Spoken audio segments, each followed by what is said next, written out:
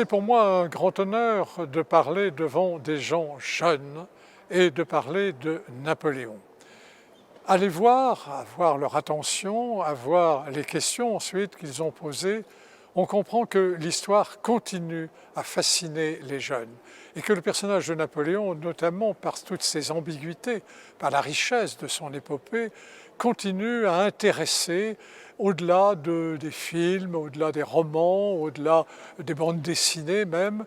Bref, nous avons là un exemple frappant d'une communication entre des gens jeunes et un vieil historien sur un thème, Napoléon, qui répond donc aux objectifs que l'on peut souhaiter dans la diffusion de la culture.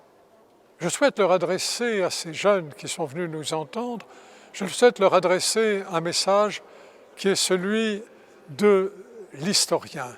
L'historien pose sur les sujets un regard objectif, un regard froid. Il n'entend pas juger, il n'entend pas condamner, il simplement souhaite exposer les faits et laisser ensuite aux lecteurs, aux politiques, aux philosophes, le soin de les interpréter. L'historien expose et c'est tout.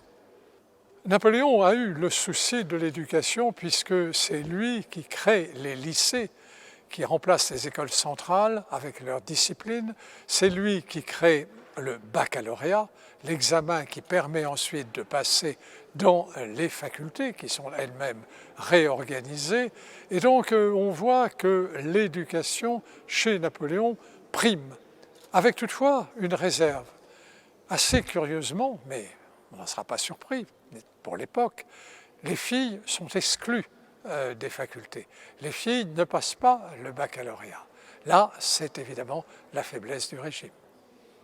Si Napoléon avait été confronté à un grand oral, il est évident que ça aurait été un désastre. Ça aurait été un désastre parce que Napoléon parlait mal avec un accent corse.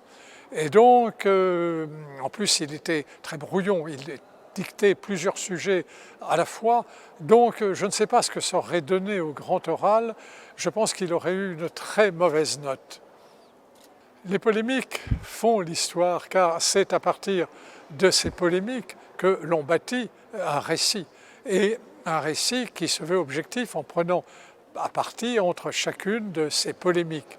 Donc, l'historien sans polémique ne serait pas un historien.